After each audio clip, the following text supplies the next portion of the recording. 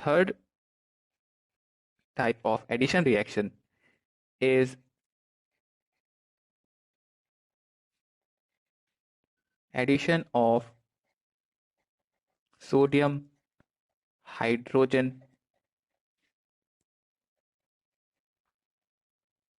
sulfide,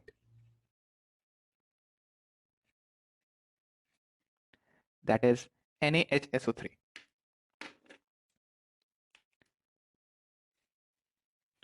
Now, if we see the structure of NaHSO3, we can see that sodium, then oxygen, then sulfur, एक double bond O, एक OH. That means oxygen जो था इसके ऊपर negative charge होगा और sodium पे plus charge होगा. If this is the case, O minus, that is oxygen, will act as a nucleophilic center. So the general reaction is in an aldehyde or ketone, if we add NaHSO3, this O minus will attack on the carbon to give, okay, यहाँ लिख देता हूं मैं OSO2H और यहाँ minus आ जाएगा. This O minus will attack on the carbon.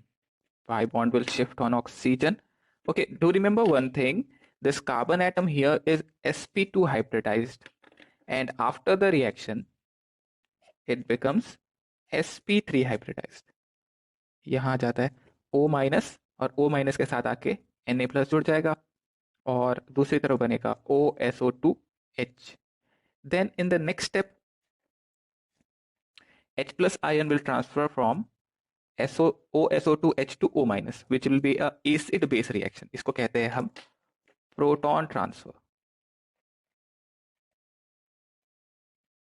That is H plus transfer, और उसके बाद final product OH and OSO2Na.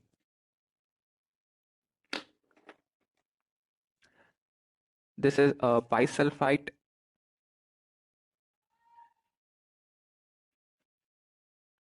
and addition compound and is a crystalline salt.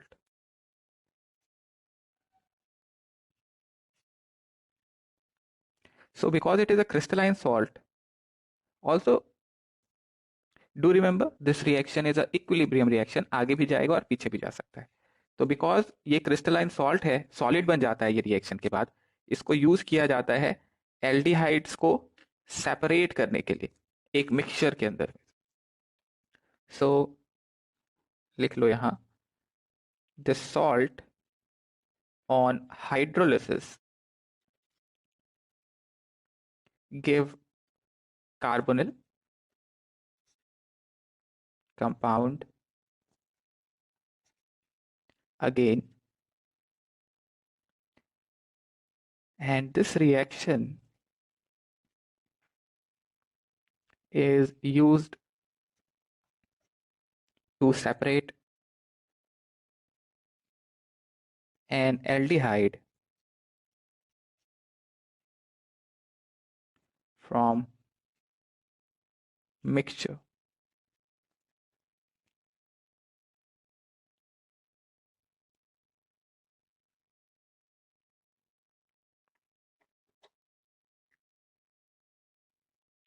Second point,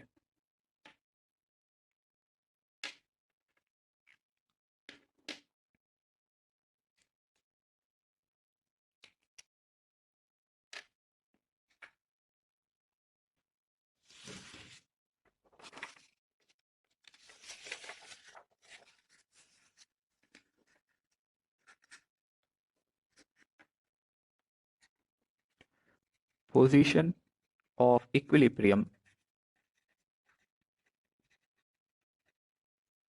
lies largely to the right side for most aldehyde and to the left side for most ketone due to steric factor.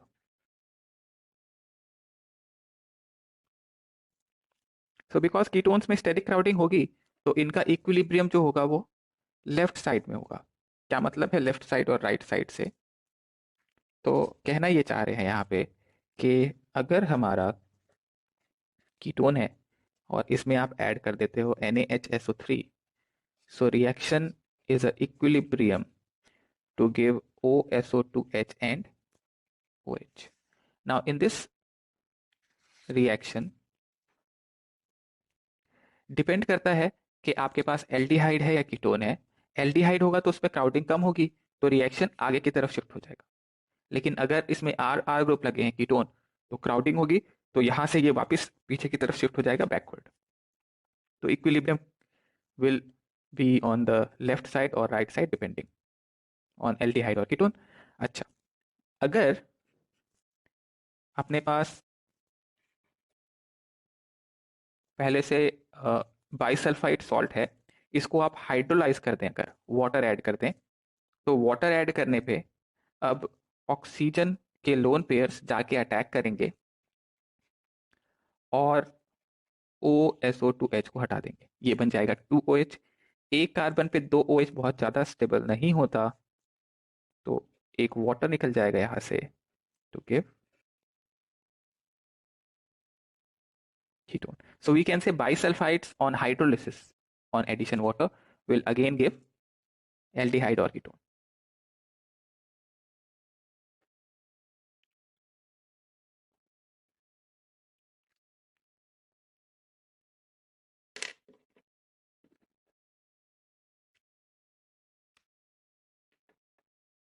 Note कर लिया हमने।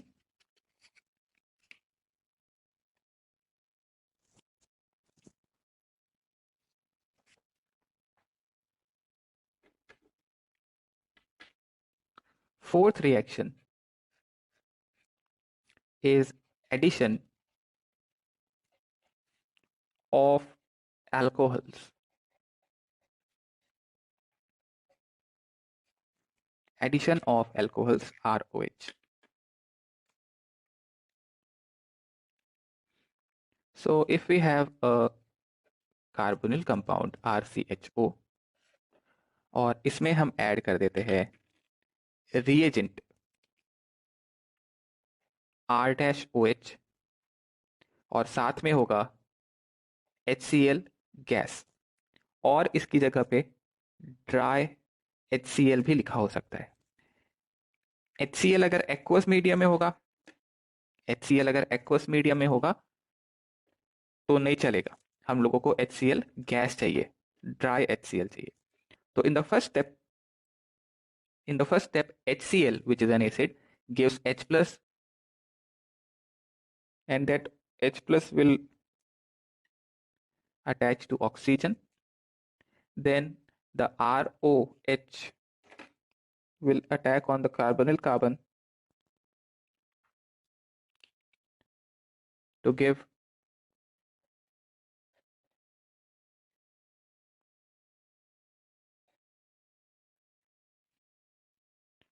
H and OH। Mechanism देख पा रहे हैं?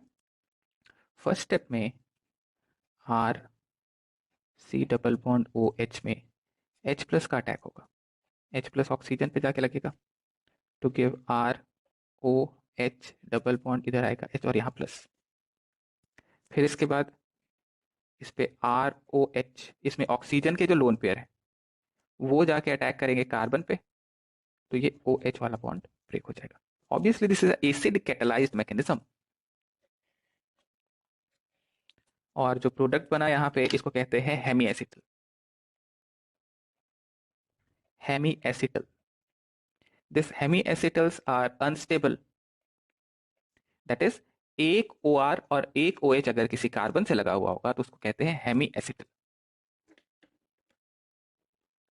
Then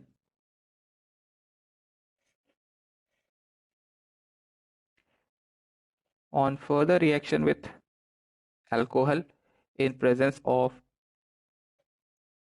H plus. Okay, so R dash O H जब मैं लिख रहा हूं तो ये मैं सिर्फ उस अभी ऊपर वाले को देखो, सो प्रोडक्ट मिल जाता है हमें. This R dash OH will again attack on the carbon, and this OH will be removed to give the product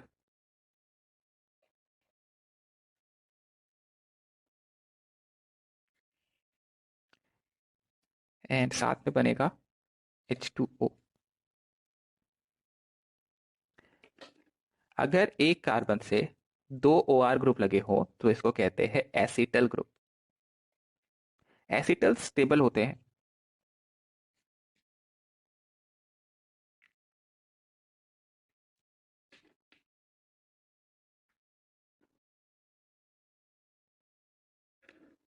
okay, अगर यहां पे हम एक कीटोन ले लें, R C double bond O R, और इसमें ऐड कर दें R dash OH in presence of HCl gas. So in the first step, this R dash OH will attack and we will get the product R, Cr, OR and OH. Then on further addition of R dash OH, फिर से R dash OH का attack होगा और इस बार OH हट जाएगा, तो हमें मिलेगा OR dash इधर R plus H2. Now if we react with a ketone, if we have a ketone here, we get hemiketal. Hemiketal is also unstable, and the final product is known as ketal. Ketal is stable form.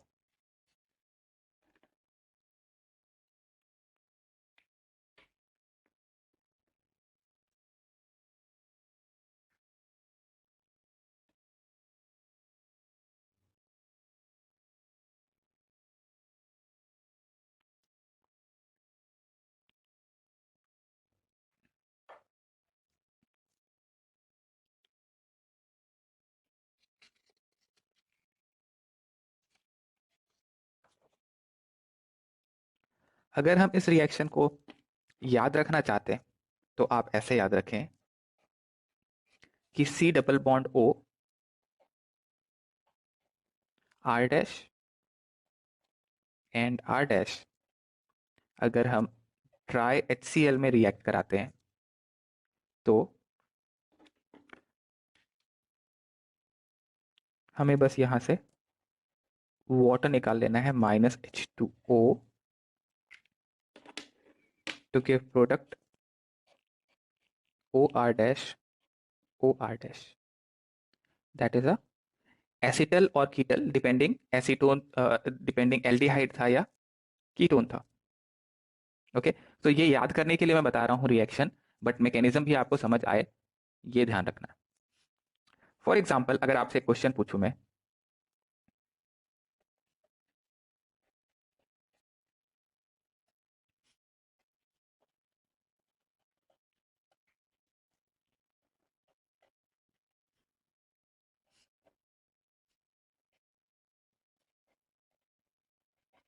Draw the product.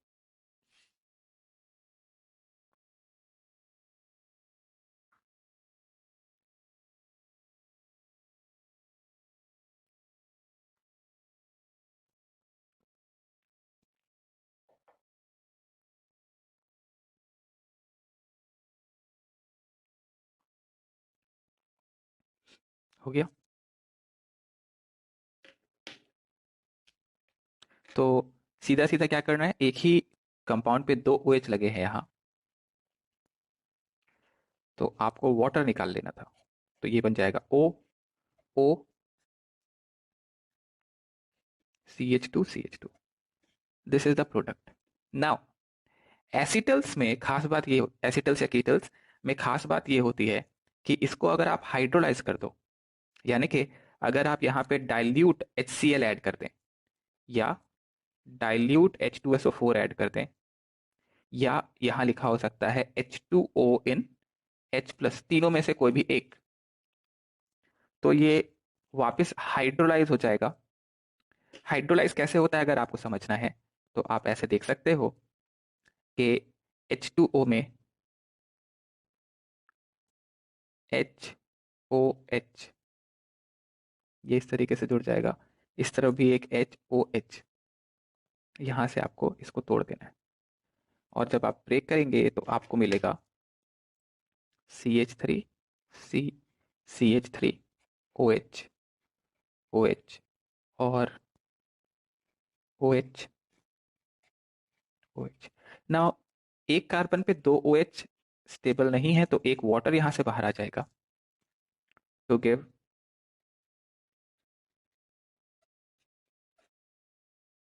That means वापस हमें वही carbonyl compound मिल गया जहां से शुरू किया था। तो ड्राई HCl के प्रेजेंस में रिएक्शन फॉरवर्ड जाती है, और अगर यहीं पे मैं ऐड कर दूं कि ये बैकवर्ड भी जा सकती है इन प्रेजेंस ऑफ डाइल्यूट HCl और डाइल्यूट एसिड, कोई भी एसिड हो सकता है। सो आगे शिफ्ट करने के लिए ड्राई HCl, पीछे शिफ्ट करने के लिए हाइड्रोलिसिस करा सकते हैं। तो क्योंकि आप वापस इससे कीटोन बना सकते हो या कार्बोनिल कंपाउंड बना सकते हो, तो ये एक मेथड होगा, और जो एसिटल्स होते हैं वो काफी स्टेबल होते हैं। तो अगर हमारे पास एल्डिहाइड को प्रोटेक्ट करने की जरूरत पड़ेगा, तो हम उसके लिए ये प्रोसेस को यूज कर सकते हैं प्रोटेक्ट करने के लिए, और बाद में जब आपको कार्बोनिल कंपाउंड चाहिए तो वापस हाइड्रोलाइज करके निकाल लेते हैं। पहला जो मैंने अभी बताया, acetals is formed to protect aldehyde for a long time. Second point,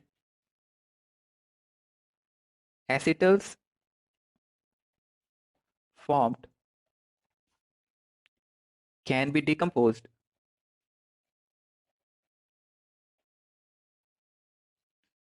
to original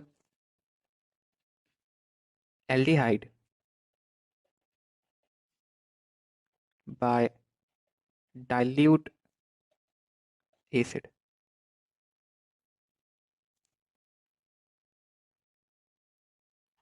Third point, acetals formation is found to be more favorable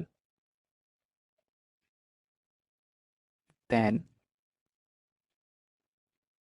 ketal formation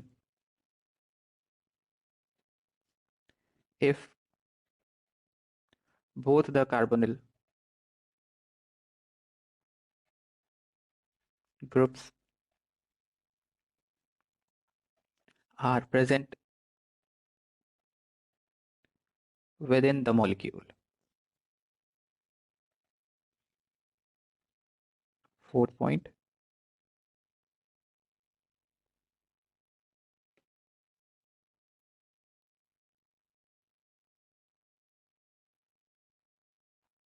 तीन पॉइंट से काम चला लेते हैं।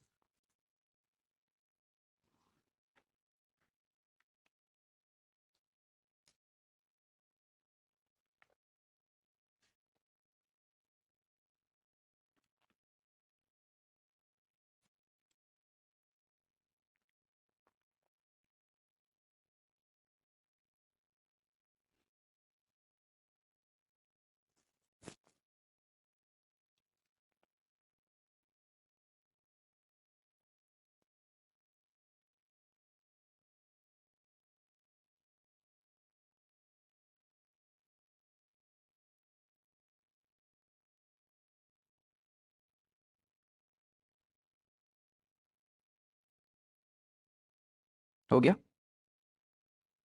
नोट कर लिया हमने, ये वही पॉइंट्स है जो मैंने अभी बताए थे। एसिटल फॉर्मेशन वैसे एक इंपॉर्टेंट रिएक्शन है, आपको पता होना चाहिए, क्योंकि इससे आप एल्डिहाइड को प्रोटेक्ट, कीटोन वैसे ज्यादा रिएक्टिव नहीं होते बट एल्डिहाइड काफी ज्यादा रिएक्टिव होते हैं। हमने देखा रिएक्टिविटी ऑर्डर याद है,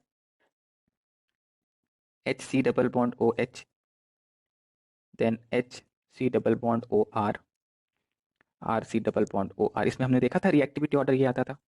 तो एल्डिहाइड्स काफी ज्यादा रिएक्टिव होते हैं, तो इनको अगर प्रोटेक्ट करना है तो ये ज्यादातर रिएजेंट्स के साथ रिएक्ट हो जाएगा, तो प्रोटेक्ट कैसे किया जाए, तो हम साइक्लिक एसिटल बना लेते हैं, और फिर वो साइक्लिक एसिटल काफी ज्यादा स्टेबल फॉर्म हो जाता है, अनरिएक्टिव। तो आप किसी एक रिएजेंट से रिएक्ट कराना चाहते हो तो करा सकते हो, और फिर वापस जब आपको एसिटल, जब वापस आपको एल्डिहाइड चाहिए तो हाइड्रोलिसिस करा दो। फॉर एग्जाम्पल अगर मैं बताऊं, if we have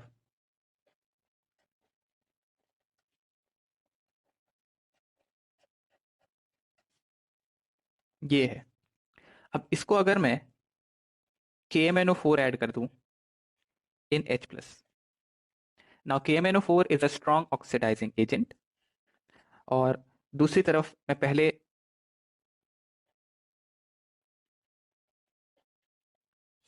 in presence of dry HCl add करूंगा, और उसके बाद फिर मैं KMnO4 इन H+ ऐड करूंगा। तो यहाँ जो प्रोडक्ट मिलता है वो बनाना है आपको, लेट इट बी X, और इधर जो प्रोडक्ट बनेगा वो बनाना है Y, इसको Y बोल देते हैं, और इसको बोलते हैं Z। What is X, Y and Z?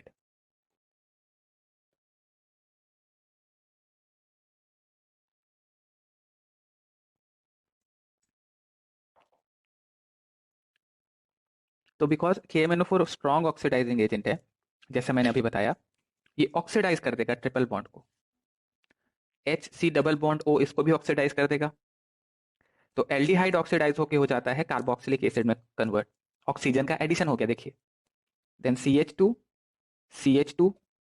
और ये ट्रिपल बॉन्ड जो है वो कन्वर्ट हो जाएगा, टूट गया वो, और कार्बोक्सिलिक एसिड, और दूसरा ट्रिपल बॉन्ड वाला हिस्सा जो था वो कार्बोक्सिलिक एसिड बना, और साथ में बनेगा CH3।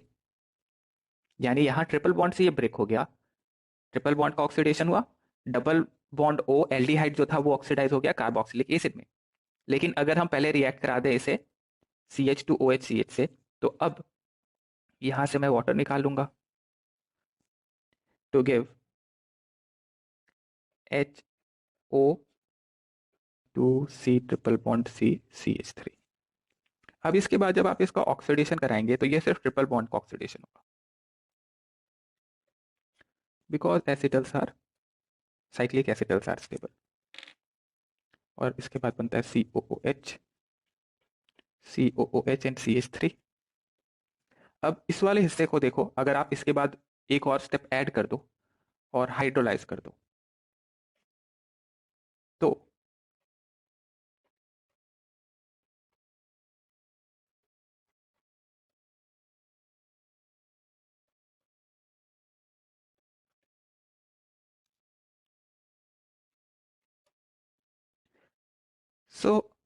पहले हिस्से में देखिए सी एल्डिहाइड का ऑक्सीडेशन हो गया, लेकिन सेकेंड वाले में हमने क्या किया देखो, पहले एल्डिहाइड का करा दिया एसिटल में कन्वर्जन, उसके बाद फिर जब आप KMnO4 ऐड करते हैं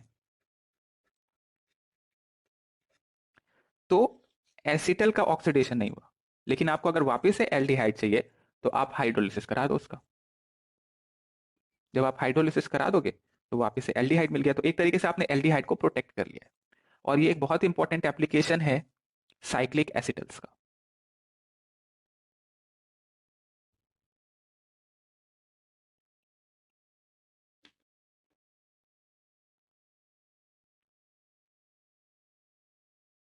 नोट करो।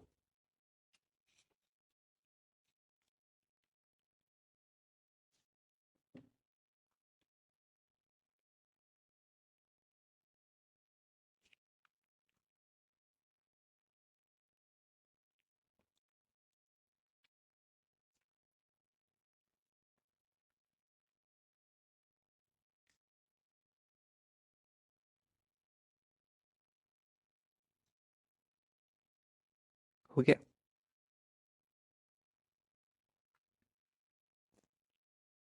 सिंपल रिएक्शन है, बट ध्यान रखने की जरूरत है आपको, क्या न्यूक्लियोफाइल है अगर आप ध्यान रखेंगे न्यूक्लियोफाइल क्या है, तो आप ये भी ध्यान रख पाएंगे कि characteristic reaction of carbonyl compound is nucleophilic addition reaction. तो ज्यादातर रिएक्शंस में न्यूक्लियोफाइल का एडिशन हो रहा होगा एल्डिहाइड्स के अंदर में और कीटोन्स के अंदर में।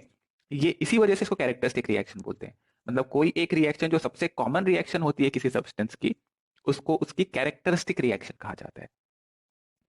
नोट कर लिया हमने। अगली रिएक्शन देखें, fifth, addition of water. Addition of water. So पहले मैं रिएक्शन बता देता हूं और उसके बाद उसमें लिखाऊंगा। अगर हम मैकेनिज्म देखें तो वाटर का एडिशन थोड़ा स्लो होगा, बिकॉज वाटर एक न्यूट्रल न्यूक्लियोफाइल है। न्यूट्रल न्यूक्लियोफाइल है तो न्यूक्लियोफाइल बहुत स्ट्रांग नहीं है। तो इसमें एसिड के प्रेजेंस में अगर आप रिएक्शन करा दो, जैसे मैंने यहां H प्लस ले लिया, तो फर्स्ट स्टेप में ऑक्सीजन H प्लस लगाएगा to give OH N plus. Then अगले स्टेप में water will act as a nucleophile और इस न्यूक्लियोफाइल का अटैक होगा कार्बोनिल कार्बन पे, तो जिससे ये पाई बॉन्ड शिफ्ट होगा वापस ऑक्सीजन पे टू गिव RC, C पे लगा OH, HOHNH।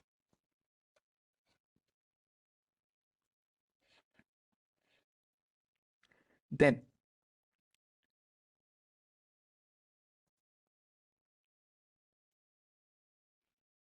यहां से एक H प्लस रिमूव हो जाएगा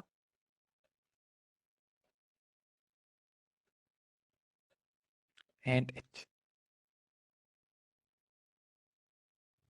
ये पूरा का पूरा प्रोसेस रिवर्सिबल है, यानी रिएक्शन आगे जा सकती है, आगे से वापस पीछे भी जा सकती है।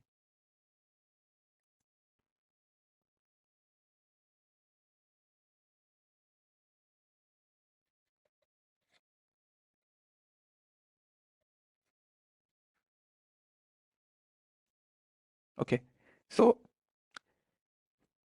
फाइनल जो प्रोडक्ट आप देख रहे हैं जिसमें एक कार्बन पे मैंने 2 OH लगाया है, ये काफी ज्यादा स्टेबल नहीं है। हमने पहले ही बात की। अगर आप चाहते हैं कि इसकी स्टेबिलिटी बढ़ा दी जाए, पहले नोट करिए इसको यहां तक।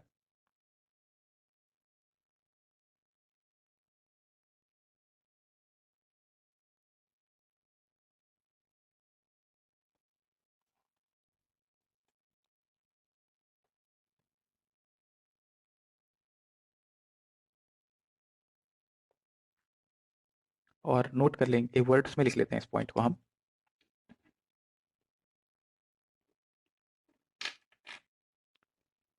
Aldehyde and ketones react with water to give gem diol. Gem diol क्या होता है? ये फाइनल प्रोडक्ट है, एक कार्बन पे 2 OH लगा होता है जब, तो उसको कहते हैं gem diol.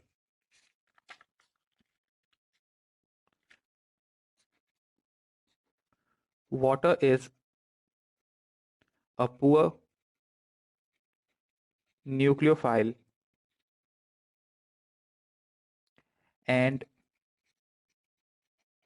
therefore adds relatively slowly to the carbonyl group.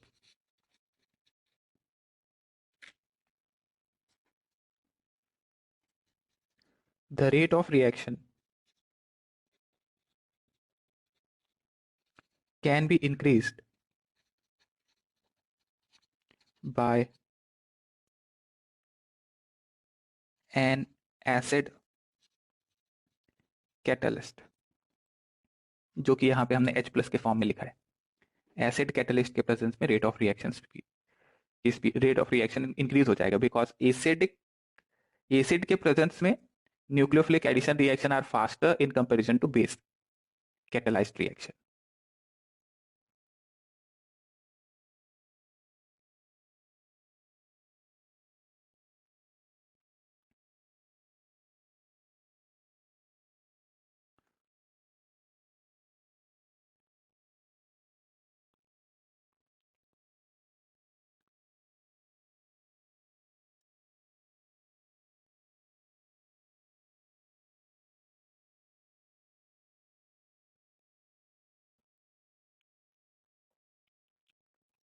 Note कर लिया हमने। अगर हम कंपेयर करें, जैसे आपसे एक एग्जांपल के लिए मैं कहता हूं HCOOH, इसमें हम वाटर ऐड कर रहे हैं। What is the product? Then CH3COH, this is 1, this is 2, and third PHC double bond OH. Draw the products.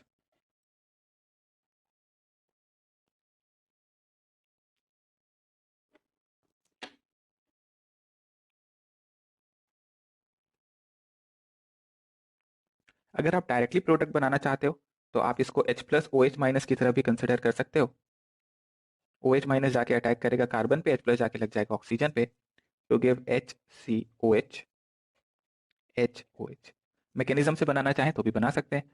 Second CH3COH HOH, PHCOH H and OH. Obviously this will be a equilibrium reaction, and if the equilibrium constant for the first reaction is K1, the equilibrium constant for the second reaction is K2, and the equilibrium constant for the third reaction is K3. करूं तो K1, K2 and then K3. This should be the order of stability of the product. We can say that जितना product ज्यादा stable होगा उतना ही reaction forward shift होगा, और जितना reaction forward shift होगा उतना ही equilibrium constant बढ़ेगा, because equilibrium constant is basically concentration of product upon concentration of reactant. और जब मैं डेल्टा पॉजिटिव कहता हूं तो मैं रेट की बात करता हूं। Okay, rate and thermodynamic stability, यानी कि रेट एंड इक्विलिब्रियम कांस्टेंट दोनों अलग अलग पैरामीटर्स हैं। एक थर्मोडायनेमिक पैरामीटर है, एक काइनेटिक पैरामीटर। पहली बात तो ये। बट यहां पे ये देखने को मिला मुझे दैट फर्स्ट ज्यादा स्टेबल है सेकेंड और थर्ड से। फाइनल प्रोडक्ट की हम बात करें अगर, क्यों होगा ऐसा अगर आपसे कहा जाए, तो आप यहां वही रीजन बता सकते हैं, प्लस आई इफेक्ट से और रेजोनेंस इफेक्ट से। या आप ये कह सकते हैं कि देखो रिएक्टेंट पे अटैक ज्यादा हो रहा है वाटर न्यूक्लियोफाइल का, बिकॉज डेल्टा पॉजिटिव फर्स्ट में ज्यादा है। ऑल्सो अगर मैं पूछूं आपसे rate of reaction, rate of water addition, what is the rate of water addition? So we have to compare between first, second and third. Rate of water addition का क्या rate आएगा, क्या ऑर्डर आएगा?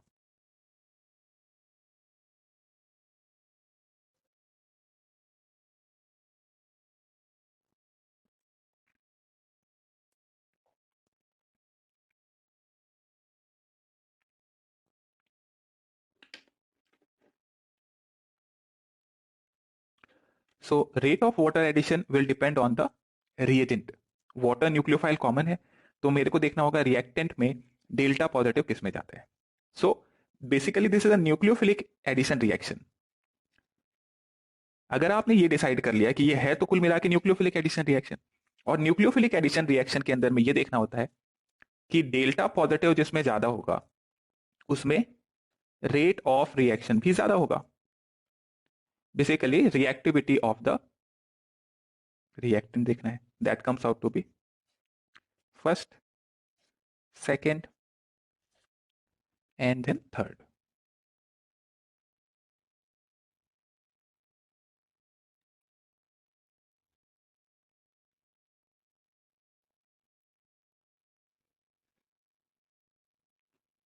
Okay, note कर लिया हमने।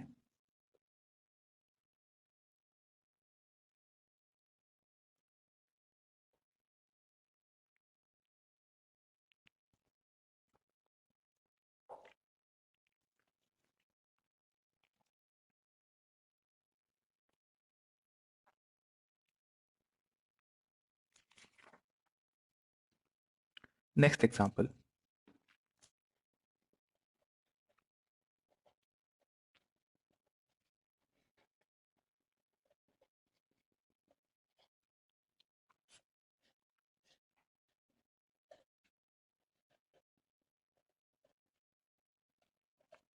सो draw the product and also compare the rate of H2O addition.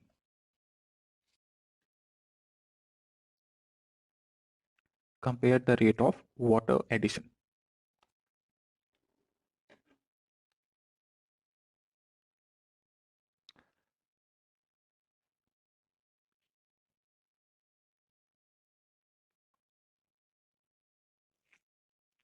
We also have to draw the product.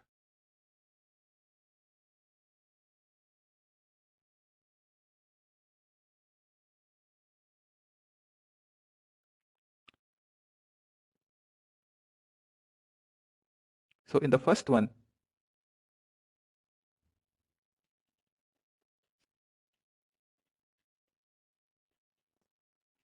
this is the product and OH and OH. Now first one में देखिए ऐसा कोई, this was sp2 hybridized, now it becomes sp3 hybridized. First में जब ये sp2 hybridise था तो इसमें एंगल स्ट्रेन देखिए कितने का था, 60 डिग्री बॉन्ड एंगल है, बट एक्सपेक्टेड कितना था sp2 से 120 डिग्री माइनस 60, तो यहाँ 60 डिग्री का स्ट्रेन आ रहा है। जबकि सेकेंड में अब ये sp3 हाइब्रिडाइज्ड हो चुका है तो एक्सपेक्टेड एंगल है 109.5 और है कितना, अभी भी 60 है, बट क्योंकि sp2 से sp3 हो गया एंगल स्ट्रेन डिक्रीज हो गया। फर्स्ट में कोई एंगल स्ट्रेन था ही नहीं, बिकॉज एंगल स्ट्रेन होने के लिए साइक्लिक कंपाउंड होना जरूरी है। तो प्लस आई इफेक्ट का कोई बहुत ज्यादा अंतर तो था नहीं, बट एंगल स्ट्रेन का अंतर आ रहा है and we can say that stability की गेन काफी ज्यादा हो रही है because decrease in angle strain हो रहा है। और इस एंगल स्ट्रेन के गेन की वजह से रिएक्शन का रेट बढ़ जाएगा, स्पीड हो जाएगा रिएक्शन। जबकि फर्स्ट में अगर मैं सिर्फ प्लस आई से कंपेयर करता तो अलग ऑर्डर आता, बट प्लस आई से ज्यादा इंपॉर्टेंट फैक्टर है यहां पे डिक्रीज इन एंगल स्ट्रेन का। So we can say that the rate here second greater than 1। अब यहां मैंने वाटर लिया है, रेट ऑफ वाटर एडिशन, मैं यहां रेट ऑफ HCN एडिशन अगर कह दूं तब भी क्या आंसर यही आएगा। ओके मैं रेट ऑफ एल्कोहल एडिशन कह दूं तब भी क्या रेट यही आएगा। Rate of Grignard reagent addition कह दूं तब भी वही आएगा क्या, बिकॉज बेसिकली हो क्या रहा है, न्यूक्लियोफाइल का एडिशन हो रहा है। तो न्यूक्लियोफाइल एडिशन के जितने टाइप्स आप पढ़ रहे हैं उन सब के लिए रेट का ऑर्डर न्यूक्लियोफिलिक एडिशन रिएक्शन का रेट का ऑर्डर से ही आ जाएगा। तो ये सिर्फ वाटर के लिए बताया गया है, लेकिन ये मानते हुए बताया गया है कि आप बाकी जितने न्यूक्लियोफिलिक एडिशन रिएक्शन पढ़े हैं उन सब में आप इसी तरीके से क्वेश्चन को अप्रोच करेंगे।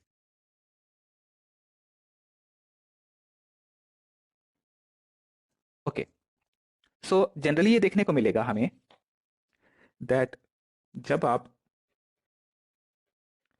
एल्डिहाइड के अंदर में वाटर ऐड करेंगे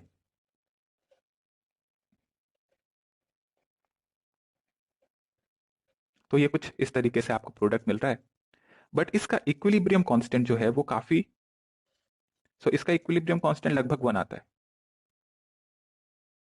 अगर हम यहां एक CH3 जोड़ दें तो अब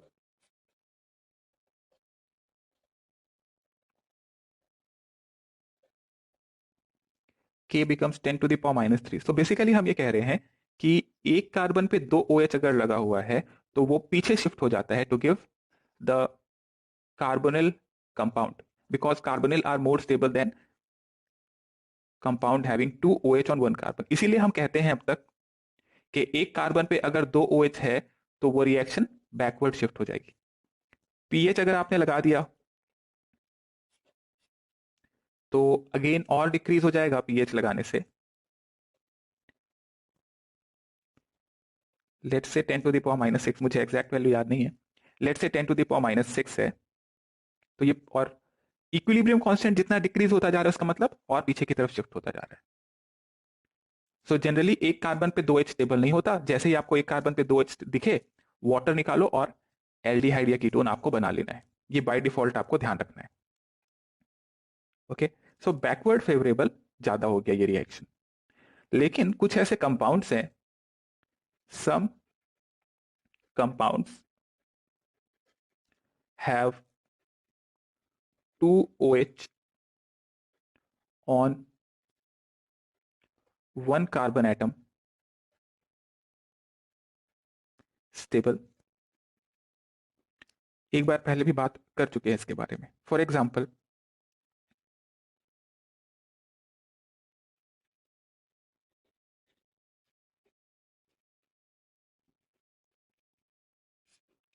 इसमें जब हम वाटर ऐड करते हैं तो हमें प्रोडक्ट मिल जाएगा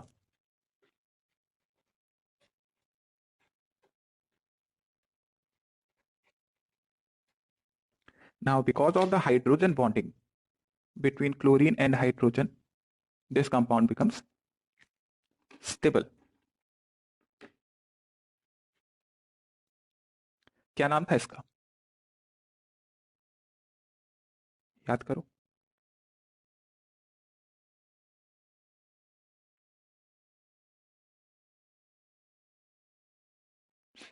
This was chloral hydrate. Chloral hydrate compound होगा. एक और कंपाउंड था,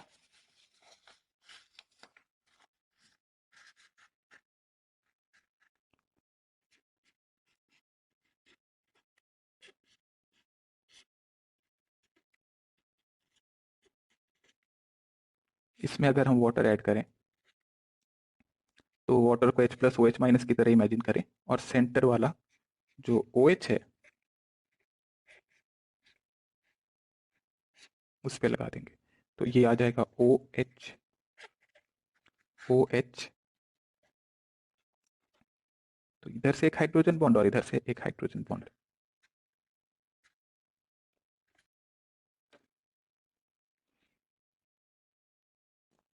sixth reaction,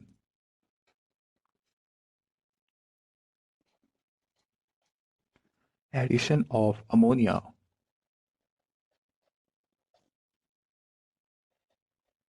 and its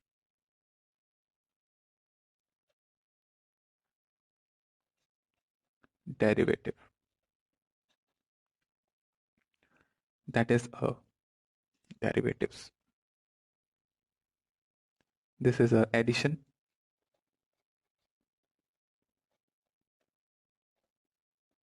elimination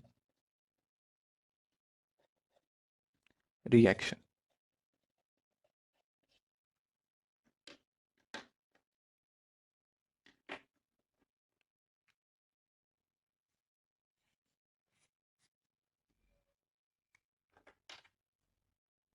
Addition elimination reaction. So if we have a carbonyl compound and it is reacted with a ammonia derivative, ammonia derivative मतलब nitrogen में एक कुछ मैंने जोड़ दिया, मान लो Z बोल दिया मैंने, NH2Z. So in the first step nitrogen के पास जो लोन पेयर है वो जाके अटैक करेंगे कार्बन पे, O माइनस बनेगा, O माइनस को सेटिस्फाई करने के लिए एक H जाके O से लग जाएगा to give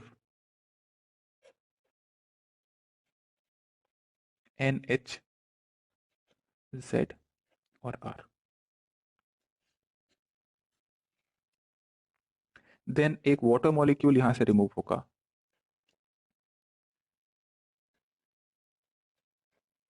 double bond NNZ. Now इस रिएक्शन को आप देख चुके थे स्टीरियोकेमिस्ट्री में.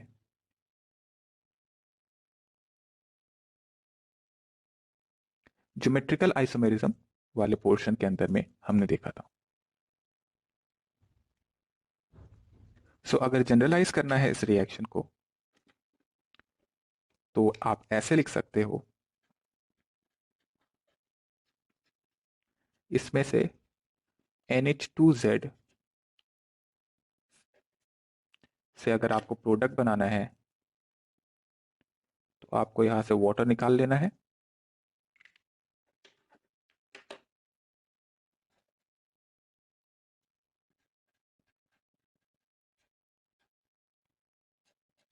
if R and R dash are different, let it be R dash, and nitrogen has a lone pair of electron, so it can show syn anti isomerism.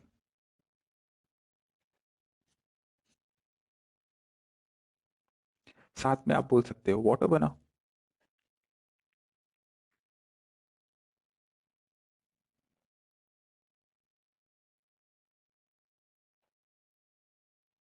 सो अगर z change करते जाए हम, for example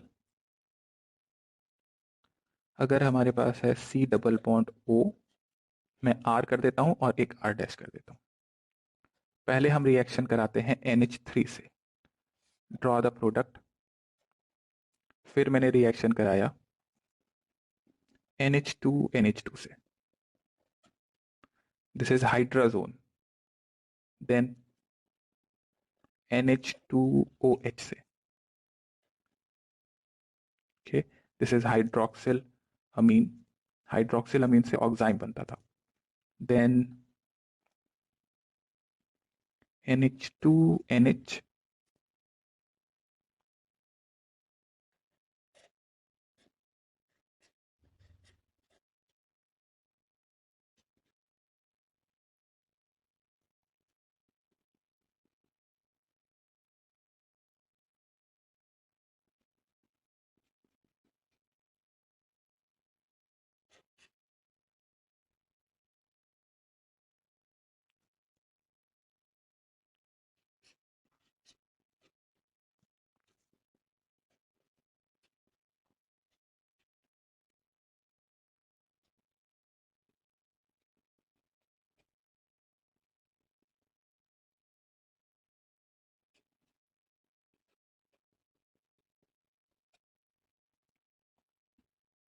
draw the products.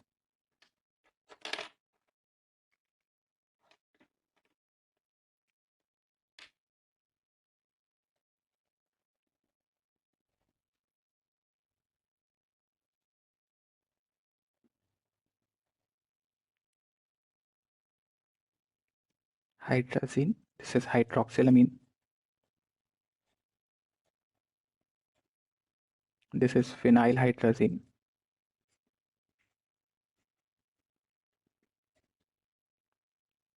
ये मैंने लिखा है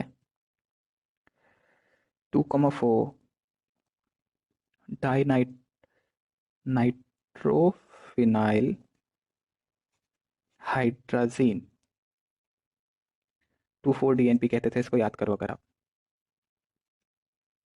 and this is semi कार्बाजीन।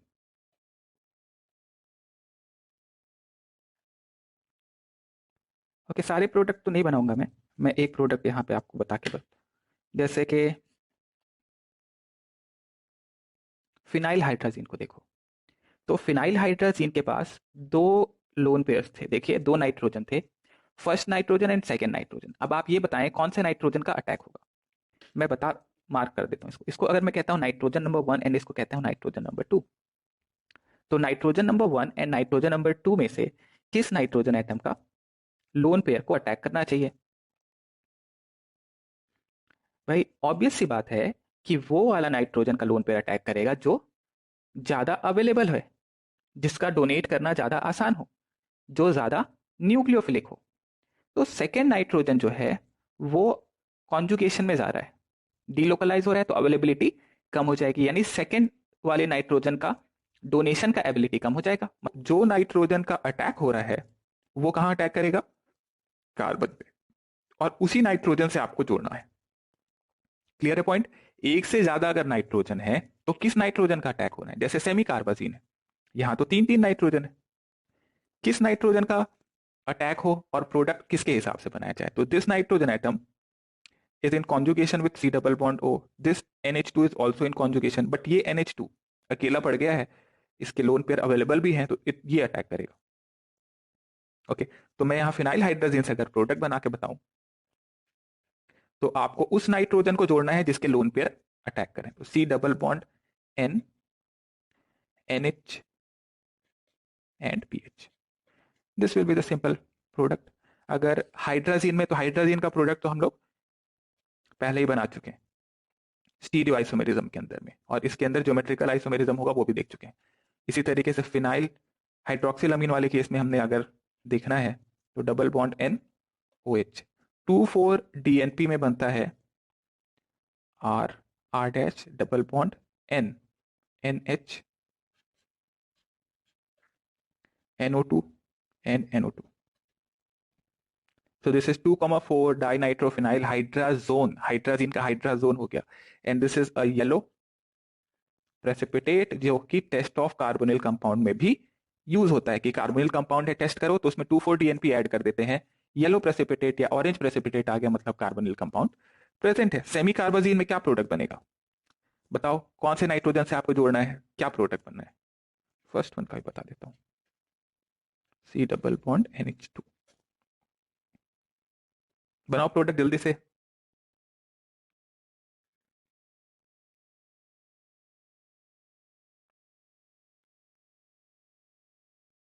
हो गया, बना लिया. देखो यही बनाया है क्या?